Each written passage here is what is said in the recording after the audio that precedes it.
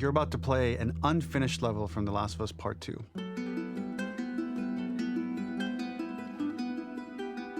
The reason we added this section is there are a few sequences, and we picked the 3 of the best ones, that we cut from the game. Often we build a game that's much bigger than what ends up being the final product. They were months away from being finished, but we wanted to give you an insight of what it's like when we built a game, because often we have this whole thing constructed and it doesn't have final art or audio or dialogue. And here you get to see the building blocks of what it's like when we first string a bunch of these levels together. This is the intro to the first deleted level, and this one is the roughest of the 3.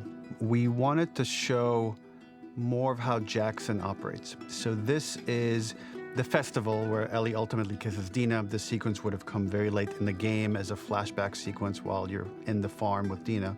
And we wanted to show what is the rest of Jackson doing, and wanted to put on the stick, make it interactive. So you could see when you're outside, there are all these almost like carnival games that you can play. You could mix drinks, you could play with these kids that are playing a sort of clicker Marco Polo, sit down and listen to conversations. And all the different interactions were first or second pass, very, very early passes. The building blocks are there, but nothing is final. And ultimately, while we were very excited by this sequence, it's pretty fun and lighthearted. It just slowed things too much as we're barreling towards the end of the story at this point. So again, reminder, rough, missing audio, missing animation, missing gameplay tweaks, missing dialogue, but pretty representative of what it would have been. So enjoy.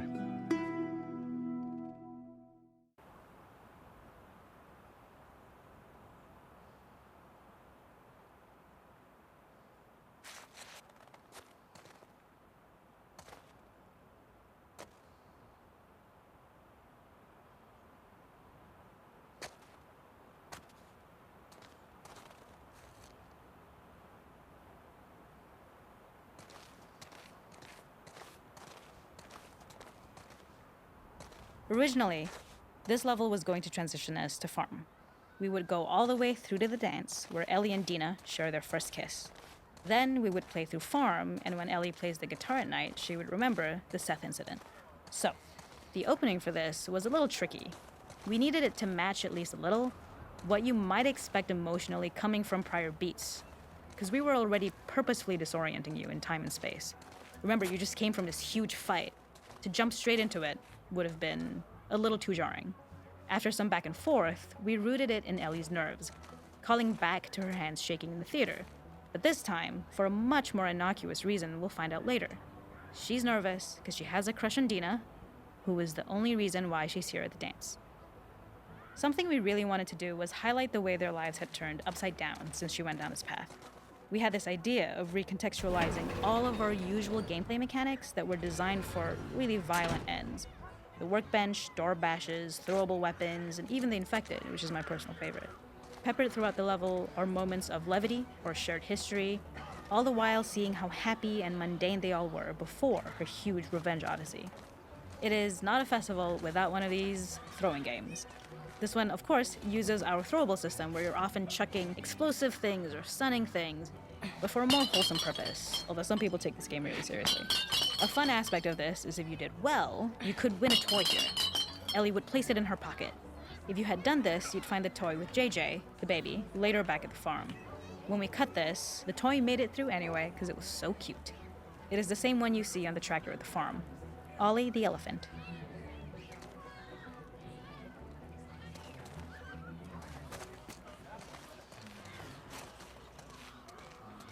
The makeup artist is pretty simple. It's one of those little in-game scenes we peppered in to make it feel like Ellie had roots in the town. Hallie, our writer, mentioned that in her mind, an ex-girlfriend of Ellie's tattooed her arm to cover up her scar. So we figured this might be the only time you get to see that. We wanted to hint at it and allude to it and make it feel like there had been so much more that had been happening and so much more that Ellie threw away.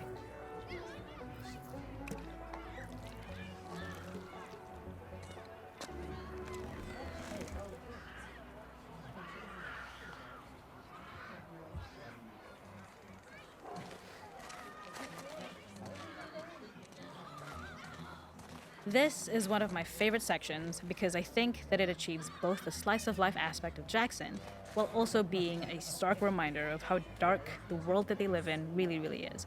To attract attention and curiosity, one of the kids was supposed to make this adorable, messed up little clicker impression, and the others would giggle. We tried a version where if you got close enough, the kid might try and follow you a little before turning back. Since clickers are blind and move by echolocation, for this game of messed up tag, Ellie must close her eyes and listen for when the children give themselves away. The thought was that these kids are in relative safety. They still grow up with the dangers of clickers and runners, and all those lessons would embed themselves in the games that they play. When the festival got cut, they tried to preserve this moment and move it to the front of the game where the snowball fight is, as a tutorial. However, being in the headspace of a clicker doesn't really teach you how to deal with them. Eventually, it evolved, and they instead made the snowball fight, which was, I think, way more effective. For me, it's character illuminating that not only does Ellie know this game, she plays along. There's a familiarity with the kids that's really nice to see, especially because it's such a difference from the Ellie we see later, who has a sort of hollow normalcy that she's trying to get with JJ, but kind of fails.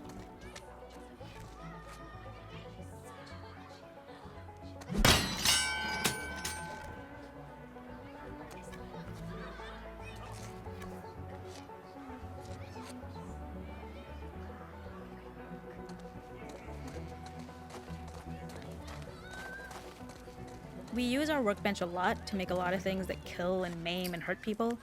Here, we had the silly idea of using the same feel, harkening back to the same animations, using the exact same UI to instead fix a drink.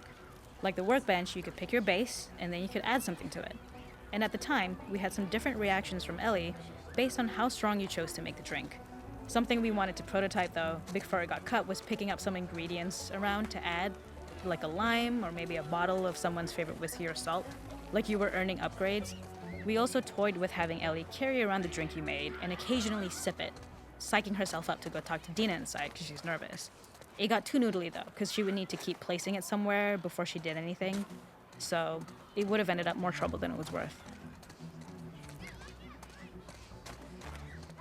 There's a hidden spot at the back that was just a bit of fun. It was highlighting Jackson's normalcy with something we would find in a real world. In the back, you would find teenagers finding some alone time with each other in a dark corner of a party. It was rewarding the player for peeking into a hidden corner, but ultimately redirecting them back to the festival. We also had versions of them smoking weed here, despite Maria's consternation, probably having gotten it from Eugene.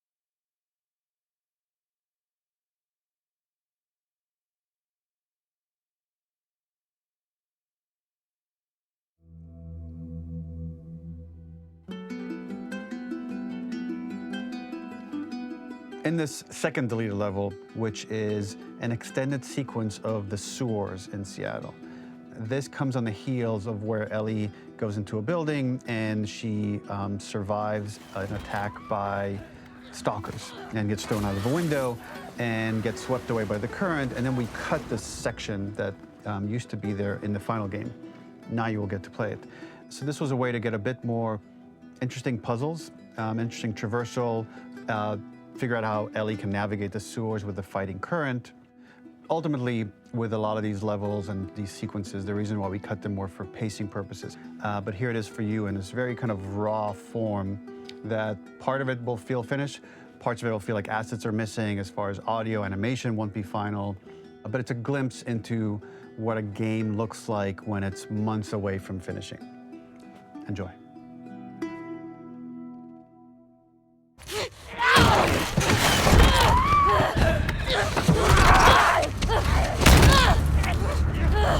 Get off of me!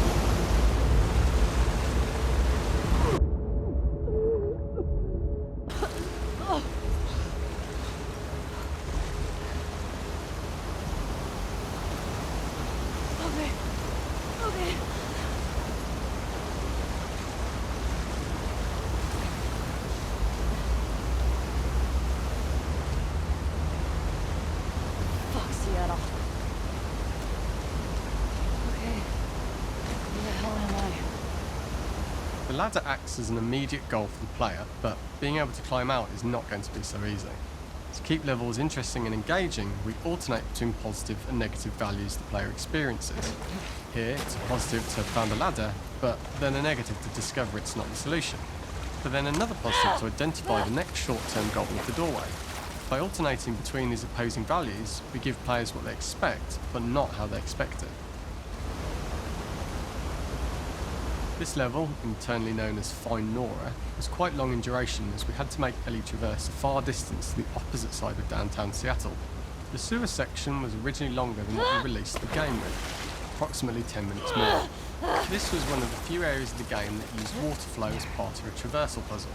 The player has to go upstream to use the current to get to the platform to reach the other side. We mostly cut this mechanic game wide, however it remained in essence in the section swimming to the aquarium as Ellie when you were avoiding the waves. When players reach the doorway and enter into the room, they are faced with a dead end. The real reason for this dead end room is that on the reversal when exiting back out the doorway, players are faced with the route onwards. A pipe that they'd not been able to see when they were swept past it on the way in, and something that was hidden from view when on the side platforms. The intention here being that the only option is to go off the standard path in order to search for a way out.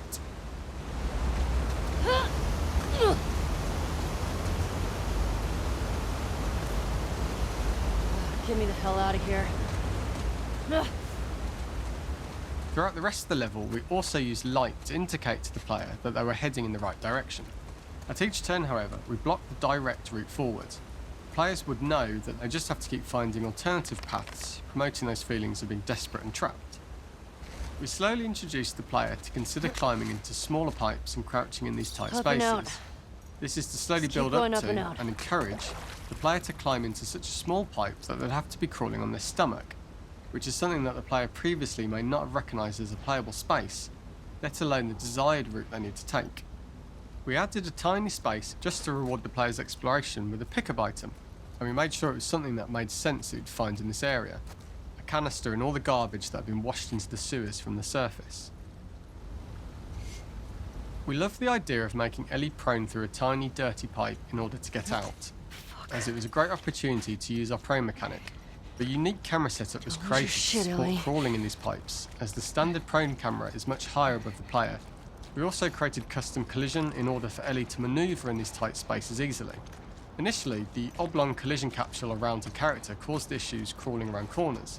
We put extra effort into the custom corner collision so the movement experience is as smooth as the main game. In order for the player to feel cramped, claustrophobic and desperate, we'd been enforcing the traversal mechanics that allow for a tight environment which promote these feelings. We introduced the use of the squeeze through so that we can keep the player feeling enclosed and tight, but without repeating the same geometry. Here we change from low ceilings with wider walls to high ceilings and tight walls to change up the spatial pacing and keep the level from repeating itself.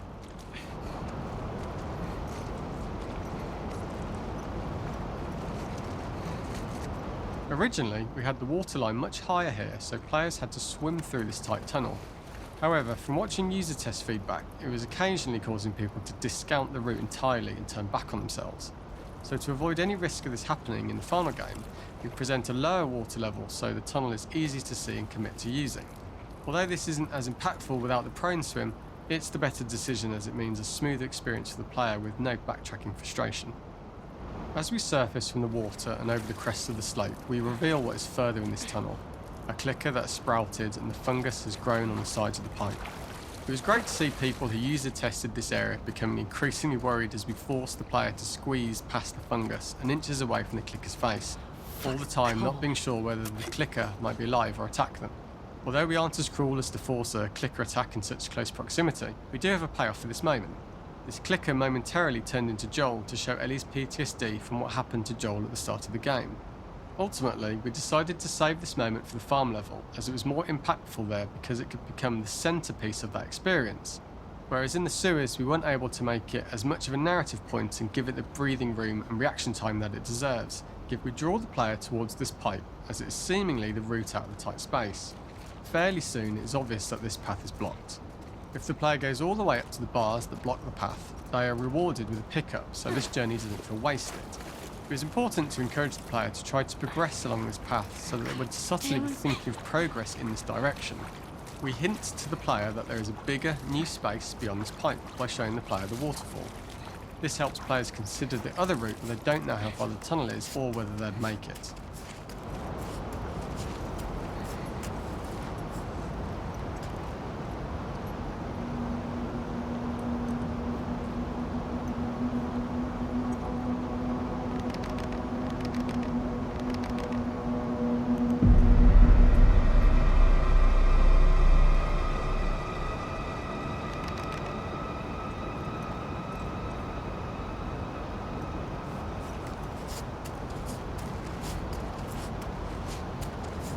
Oh, shit!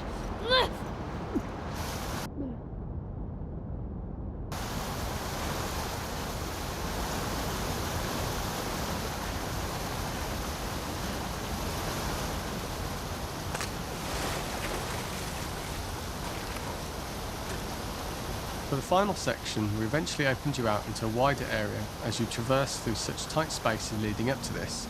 So changing the environmental pacing makes it begin to feel like we're coming to the end of Ellie's ordeal. An earlier iteration used the current that we'd shown at the start for a slightly tougher traversal puzzle to conclude the sewers. The ladder was clearly visible from most of the area, but the player was faced with a fast-flowing torrent of water they couldn't cross.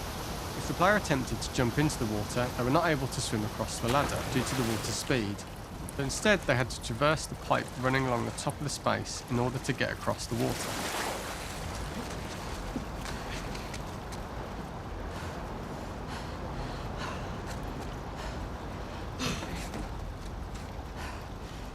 Using this pipe was retained in the iteration we shipped with, as it's the last of the extreme methods Ellie has to undergo in order to escape the sewers, and what she will go through in her pursuit of revenge.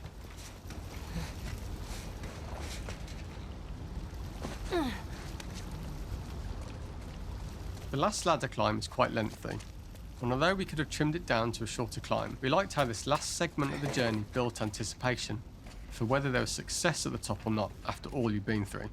Ultimately, the ladder exits out into the subway station, which is how it connects in the final game. Ellie then has to find her way to the hospital from here, crossing paths with the scars for the first time.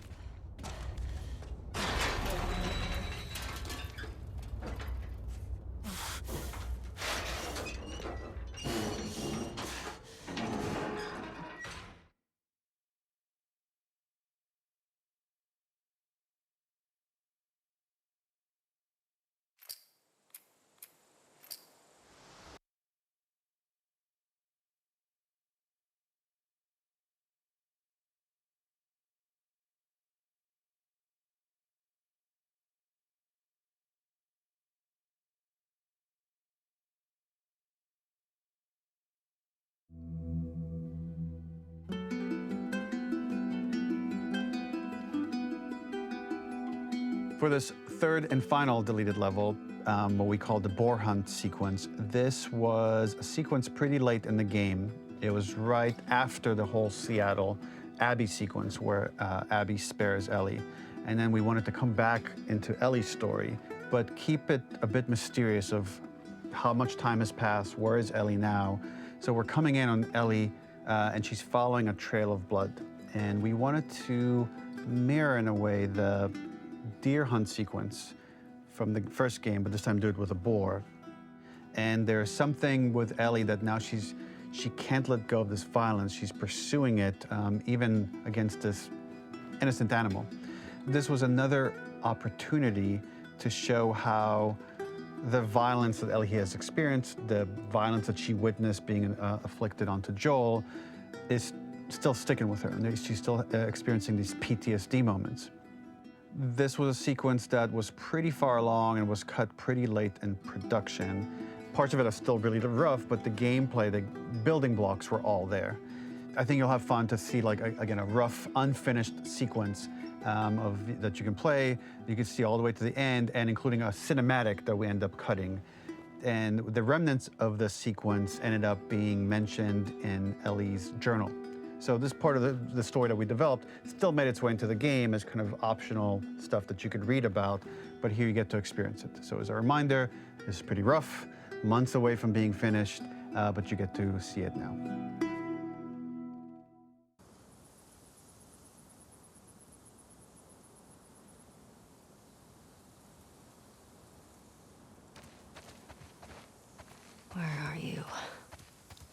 So the boar hunt was one of the hardest levels for me to work on. It was a huge challenge with the systems that we had, and we kept trying, but it never felt quite right. Originally, the level happened after the Jackson Festival, which also got cut, but before Farm. Once the festival got cut, it became the prologue to Farm. The intended experience is that we jump forward in time after the fight with Abby in the theater. We don't know where Dina is. We likely assume she's dead because she was just bleeding out. Ellie is alone. Her hair is short. So maybe this is the future or the present. And she's hunting. Hunting who?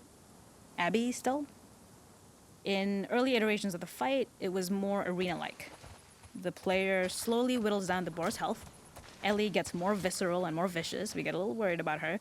As the boar gets weaker, more panicked, more feral, and we start feeling sympathetic to the boar was the hope. In all of these iterations, especially of these wider areas, it required custom AI and scripting to make sure it continued to feel organic as an animal, but we really needed it to do specific stuff. It needed to be able to close distances really, really quickly. It needed to charge to attack, but we wanted the feeling of hunting, so we needed to track it down from afar. And we also needed to discourage the player from attacking the boar when it's that close, or it would kind of turn into this melee kerfuffle. How do we do this in our world while keeping the boar believable? We must have gone through 5 or 6 iterations of the boar fight and all, and every single time it changed pretty drastically. We split it into clear phases, where one was like all long range. We tried another where you're getting close and you get the jump on it quite literally. You're jumping off of a rock to attack it. And then finally, we tried a bunch where you almost sort of go around a bunch of trailers and try and wrestle it. We uncovered after some time that taking down a boar over several phases felt very laborious and a little dramatic. It was comically long, it felt too boss-like, a little too gamey. We decided to cut the first few phases, and we opted for a cold open after the boar had already been hurt off screen. So that allowed us to focus on feeling like we're closing in on prey and to introduce the boar when it was at its most dangerous. Already hurt, already feral, much too close for comfort. And so the thinking was it would bring us more into Ellie's mindset. Is this really hunting for food, or is she hunting for some other reason? The gas station was built to highlight the boar's destructiveness. Since it's cramped, the boar feels larger. We also feel trapped with it, though perhaps it's trapped with us. When it charges, it gets to us quickly, so we must be on our toes. This made it more aligned with Ellie's sort of hunting for trouble mindset. Listening became more important, as well as moving around slowly so it didn't hear you. Could you spot it before it saw or heard you? And could you get a shot off quickly enough so you could dodge out of the way? Or is the shot worth the cost after? It feels like a gamble. By the end of the fight, everything would likely be in shambles. The boar would burst through the back, and Ellie would follow it and finally enact revenge.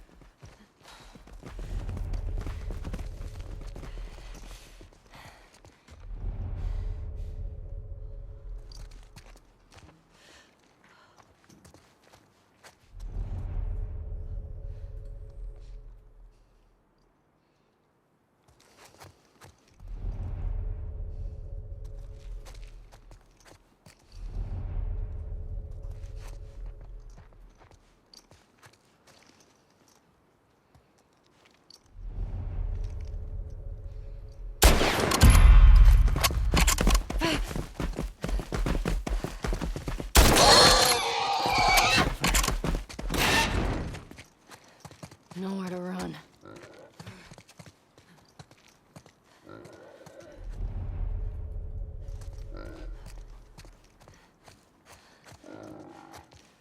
The boar kill was supposed to be anything but glorious. Done. With the boar whimpering at the back of the gas station after Ellie's relentless hunt. After this,